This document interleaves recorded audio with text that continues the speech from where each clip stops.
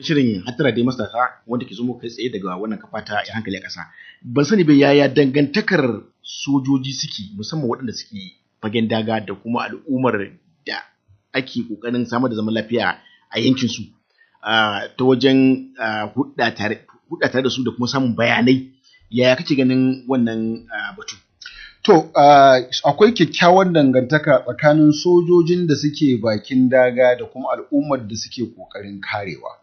Domin dole sai an samu fahimtar juna da kyakkyawan dangantaka ne zai sa su ji daɗin aikin sojan da suke yi, kuma zai sa su waɗanda suke karewan su natsu da su rika ba su bayanai na sirri masu inganci da zai taimaka musu wajen cin nasara a aikinsu.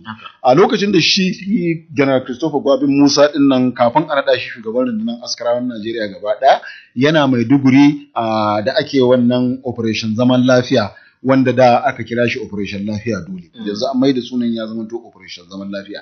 Ya jagoranci wannan Operation Zaman Lafiya din a lokacin da yake nan ya samu kyakkyawan dangantaka tsakanin shi da al'umman da ke nan, wanda hakan ya kawo mashi nasarorin da ya ci da ya kai shi ga samun damar da ta samu aka naɗa sai a matsayin shugaban rundunar askarawan Najeriya ɗin. So wannan dangantakar da ya establishing, wato da ya riga ya samar a tsakanin shi da wancan al'umma a lokacin da yake wancan mukamin, ya gano amfanin shi, kuma an ci gaba da amfani da irin wannan dangantakar a dukkan Najeriya da duk inda soja yake aiki a halin yanzu. An gane cewa akwai buƙatar a kyautata kuma a sabunta dangantaka tsakanin soja da al'ummar da yake kula da rayuwarsu, dukiyarsu a inda yake aiki. Dole sai an yi haka ne za a samu wannan fahimtar da jin daɗi da walwalan aiki da kuma samun bayanai da sirri. To gaskiya akwai kyakkyawar dangantaka a tsakani na aiki, shi yasa ake cin nasarar da ake ci. To daga ƙarshe, wa menene fatanka ko kuma ce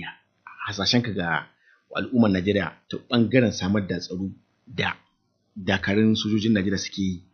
Wani irin hasashe za ka musu ko wani irin fata za ka musu? To, fata na shi ne sojoji su ci gaba da kasancewa masu kishin ƙasa, masu son ita uwa Najeriya, kuma da yi mata aiki tare da al'ummar ta tsakaninsu da Allah.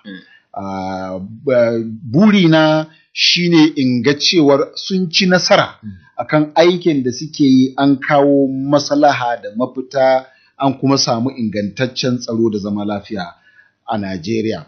Roƙona kuma shi ne ga shugabanni, musamman shugaban ƙasa, ya ci gaba da marawa wa'annan jajirtattun bayan Allah da ya kawo su rike da wa'annan mukamai na ɓangaren tsaro domin samar da tsaro da duk bukatun da suke da shi, ya biya musu wa'annan bukatun, domin sai ya yi musu haka ne za su iya aikin da za a iya samar da tsaron da shi zai iya jagoranci ya kuma ba da roman demokaradiyya ga al'ummar Najeriya da suka yarda da shi, suka zaɓe shi a matsayin shugaban ƙasa.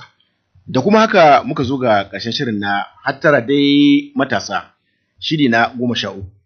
Shirin da ofishin shugaban rundunar dakarun tsaron ƙasar mu Najeriya take ɗaukar nauyin kawo muku.